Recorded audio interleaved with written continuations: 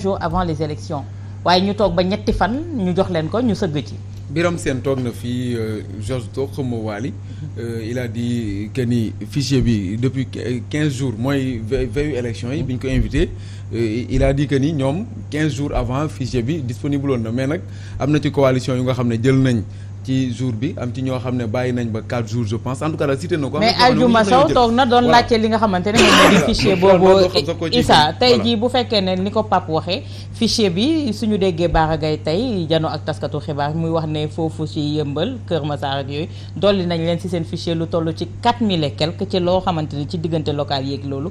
amu fa woon ak mais li may jaaxal mooy déjà ñoom kañ lañ ko seetlu est-ce que ci jour vote bi lañ ko seetlu wala bien avant parce que xam nga aussi nag gis nañ fi ñoom Dame Mbodj bi ñuy dem di marche fële pour coowal parrainage bi daanaka ñoom rek ñoo demoon di manifester ji ba dañoo mujjee sax jàppaleen sax ci àll bi léegi nag des fois aussi Sénégal dara day xew doo ko kaas ba mu dal ci sa kaw nga doo ko génn di wax parce que am na ci ay problèmes yu bari yoo xam ne pour man fi nekk nii moom c'est déjà daanaka dépassé nañ ko malgré que comme li Pape Sané wax y a des problèmes yu nga xam ne gis nañ ko ci war nañ ko dindiwaat mais nag fañ ko war a kaase daanaka fi mu nekk nii dafa weesu mais Issa xam nga bi ñuy waaj a def élection présidentielle en 2019 le fichier a été audité sur la demande légitime des acteurs politiques notamment de l'opposition les résultats bi ñoom ñoo tànn cabinet du état moo tànn de c'est ñoom ñoo tànn ñu def appel d'offre ñu tànn cabinet auto indépendant nga xam ne moo def audit fichier bi ba mu defee ay résultats wax woon ne le fichier était fiable à 98,95% avant 2019 ñu ñëwaat encore après l'élection présidentielle de 2019 avant locales yi les mêmes acteurs ont reposé les mêmes problèmes on a utilisé la même procédure ñu ñëwaat ñu wutaat un cabinet indépendant international mu ñëw si je me trompe pas c'est un cabinet burkinabé su mu jumul ñëwaat audité waat fichier bi conclusion le fichier actuel malgré n'est-ce pas certains impairs le fichier est fiable à 99%. xam nga gis nga c'est-à-dire il faut que quand même ñun nous les acteurs politiques là bu ñu yaakaar ne ñoo gën a yeewu askan bi c'est-à-dire toujours dañuy werante ci loo xam ne ça ne va que sur nos propres ñun suñu propre intérêt fàtte li nga xam ne moom mooy njëriñu askan bi gis nga Sénégal mënutoo gëmloon benn doomu Sénégal ne Sénégal fii élection mën nañ ko fi sàcc maintenant que élection bi am na ay impair ay ça ok vraiment du ma taxaw fii di la wax ne tout le processus est parfait il y a aucune faute su ma ko wax mais lay génn ci urne yi moom méngoo ak li nga xam ne moom la Sénégalais yi bëgg nit ñi gis ko te loolu moo am donc vraiment c'est-à-dire aujourd'hui faisons confiance parce que c'est notre justice duñ jël tey suñu élection ñu ne nañ jëlee ay magistrats maliens wala jël ay magistrats guinéens wala jël ay magistrats américains pour ñëw ñu saytul ñu dañu publier suñuy résultats ce sont des Sénégalais bon teint aussi patriotes aussi compétents aussi dynamiques aussi am éthique qui vont sortir des résultats à partir des chiffres et des PV qui ont été signés par tous les représentants de bureau de vote. mais à quand le changement maanaam arrêt bu éternel recommencement bi ñuy nekk élection attends rek élection 2000 yi nga xam ne man peut-être yooyu laa njëkk a jàpp ne moom laa fàttaliku en tout cas élection 2000 coow day am 2007 ñu coowaat 2012 ñu coowaat 2019 ñu coowaat 2020 coowaat te alors que yeneen réew da ngay gis buñ génnee élection daanaka xam nga ci lan la ñuy nekk ci naka la mbir yi di demee maanaam constitution naka la ñuy constitué woo même bu dee assemblée nationale naka la configuration bi demee nanga mu nanga fii nag ci coowal wàllum kii sàcc na kii def na lii est-ce que du yéen way politique yi yéen ñëpp laay wax est-ce que du yéen a bëggul maanaam mbir yi leer ba tax na ngeen di maintenir le flou loolu nag mooy mandarga la classe politique sénégalaise c'est-à-dire que nit ñi dañu amul sincérité gëm yàlla nangu li nga xam ne moom la askan bi décidé. de tout bord. non ñi organiser quand je parle de politicien xam nga man dama toog di la wax ne opposition wala pouvoir bi man je suis un homme politique et je l'assume mais suñu biir am na loo xam ne du méngoowul sax ak li nga xam ne moom la askan bi di ñu xaar. d'accord xam nga tout à l'heure excuse-moi ma daal rapidement yaa ngi wax ne am na dëkk yoo xam ne rawatina comme en France comme mooy suñu référence presque suñu defee élection 20 heures c'est pas le ministre c'est pas la commission qui publie les résultats hein. Non. Ce sont les sondages ce qu'on appelle les sondages sortis d'urne et qui sont publiés par les médias. Des médias. Qui te disent monsieur X à 52%, madame X à 48%.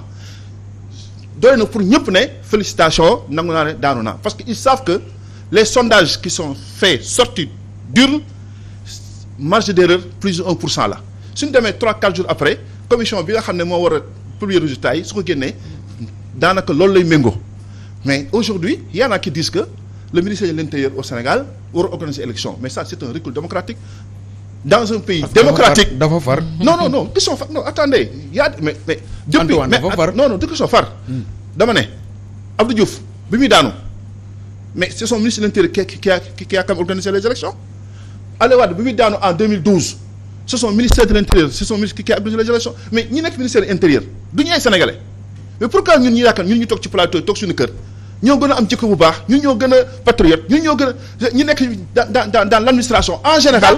ce sont des gens qui ne sont pas sérieux. léegi tey rapidement tey est-ce que da ngeen di camper ci seen position ne yéen Benno Bokk Yaakaar yéen a gagné la majorité à l'Assemblée nationale et ci lan ngeen sukkandiku pour wax li ni mel. ci li ñu sukkandu xam nga tey gagné la majorité gagné élection yi c'est quoi c'est avoir la majorité absolue c'est ça non il y a pas de chose. 83. aujourd'hui c'est 165. ku ci am 83 boor boo féetee su la neex nga ne maa gagné mais ñun te damay toog fii et je regarde les Sénégalais les yeux dans les yeux chiffres yu ñu am ñun données yu ñu am suñ ci eggee ci cappaandaw ga ca fa ñuy publier de manière officielle et définir les résultats dina ne Benno Bokk Yaakaar am na sa majorité. 83. mais dama ne. fu ngeen koy jëlee. non waaw non mais moo tax xam nga man vraiment nee naa la chiffres ya ñun yu yore. ñun war na mën a méngoo ak chiffres yi nga xam moom la gaa yi publié. léegi jox ma rek ci lu gàtt seen nombre d'électeurs au niveau national. non c'est que non attends vraiment bi ma ñëw fii. waaw ne parce que xamuguma man. quel est notre nombre d'électeurs au niveau parce que. kon kay xamu leen ñaata député ngeen am wàll yi. waaye attends sëñ bi dafa nànk rek. non dafa nànk. xam nga mën naa toog fi di la wax ne am nañ 1.405.000 fan laa koy wékk du ma ko def mais nee naa la à partir des nombres de députés issus des listes majoritaires. amul na table est-ce que yow. 1.405.000 24 députés la lay jox kon Georges waa d'accord Waly après ñu ñëw ci yow am na beneen point bu ñuy xaar. est-ce que tu peux contester que Benno Bokk Yaakaar am na 57. oui. Yewwi ak Wallu suñu boole seen mbir am nañu 55 xam nga loolu moom leer na. plus 24 wala 25 dafa nekk rek non attends non bu dugg si loolu. waaw damay laaj rek xam nga tey kii ko lu wax. su mu taxee fi joxe chiffre. mu ne waaw pourtant yow chiffre yi nga joxe nii commission nationale joxegul nombre de députés département yi te ñu ñëpp d'accord nañ ne que Yewwi Benno am na 57 ñeneen ñi am nañ 55 suñu boolee seen ñaari liste yi donc bu ñu jar ñu yàkkamti. c'est-à-dire que xam lan la ku ci nekk toogal fa nga toog nañ banque suñu loxo ñu xaar la commission nationale bi nga xam ne mooy publier suba mu ne man lii laa publier. d'accord tey Georges bu fekkee ne parti bu nekk yaa ngi taxaw ne man maa jël raw gàddu gi génnaguñu ci guuta te dafa am benn communication boo xamante ne depuis démb wala barki démb ñu ngi commencé di ko véhiculer ñu ngi commencé di dissocier la coalition Yewwi Wallu naan Yewwi à part Wallu à part ñoom xamuñu intercoalition. waaw loolu d'accord naa c'est-à-dire que si liste yu dem coalition yu dem yoo xam ne moom la ñoo dem élection effectivement amul benn coalition bu si tudd Yewwi Wallu ça moom même tribunal fu ñuy xam ne foofu la ñuy àtte yooyu foofu amul coalition bu tudd loolu. y a 8 représentants. maintenant coalition boobu amul waaye coalition boobu dafa am lu tax ñu tuddee ko intercoalition ñoom xamoon nañ que bu ñu dem élection le résultat final ñoom dañu ne dañu bëgg boole suñu doole yu dem pour faire face à Benno Bokk Yaakaar donc loolu bon ñoom ñoo koy wax rek mais loolu wax bu daanu saret la maanaam dinaan noo amul coalition bi tudd noonu effectivement amul loolu ñëpp xam nañ ko mais dafa am intercoalition boo xam ne à partir des résultats finaux ñu ne ñun nag calculer ku nekk li ngeen am ñun bu ñuy calculer bu ngeen ñuy sedd ñun Yewwi Wallu ñun ñoo bokk léegi nag ñoo xam naka la ñuy tojee suñu bopp jinax mais yéen waa Benno bu leen dugg seen débat boobu ça c'est pas leur problème ça c'est très simple que ça je rappelle à Waly Fall pour revenir à cette histoire de ministre de l'Intérieur mais Waly en 2000 Diouf avait nommé un ministre de l'Intérieur neutre En 2012. 2007. Wade avait nommé. Wade l'avait fait. Wade c'est pas le ministère de l'Intérieur qui avait organisé l'élection, c'est le directeur des élections Cheikh Gueye que Wade nommé woon finalement. Donc boo gisee aussi nit ñi di naan. mais toujours c'est l'État qui a organisé. Oui c'est mais bien sûr. Non attends c'est-à-dire Wally mais ça. pas la différence. Oui, mais quand le chef a une certaine coloration également day am Wally tout le monde sait que man par exemple moi Georges du may jóg ñu ne ma Georges organiser ñu élection yi c'est l'État qui est obligé d'organiser les élections mais nag ça dépend nag si ki nga c'est-à-dire bu tey gars yi naan non parce que ministre de l'Intérieur bu fi nekk dafa far mais yow pour véritablement jeexal wax ji nga ne leen waa léegi nañu nommi koo xam ne nag il sera neutre c'est une personne au-dessus de tout soupçon comme nous defoon en 2000 avec Abdou Diouf et en 2012 avec Abdoulaye Wade. Georges rapidement Wally pour qu'on avance parce qu'il y a un autre point. Pour revenir sur le feu général Cissé. Quelle que soit la personnalité du ministre de l'Intérieur, c'est-à-dire vous pensez que les fonctionnaires qui sont au ministère de l'Intérieur, des administrateurs civils, c'est le ministre de l'Intérieur qui va le dire département, je sais pas moi, département Linguère, je donne comme ça. Écoute, mettez-moi plus de d'électeurs là-bas pour que vraiment suñu demee ci élection yi nag non mais il faut respecter les Sénégalais. C'est-à-dire nangu leen ne on a des avancées démocratiques indéniables, irréversibles au Sénégal. Mais on a eu des manquements Wally. Gis nañu DG doxalinam ci en amont ci wàccaayu élection yi mun nañu leen direction générale des élections mun nañu leen égratigner ci yenn yi.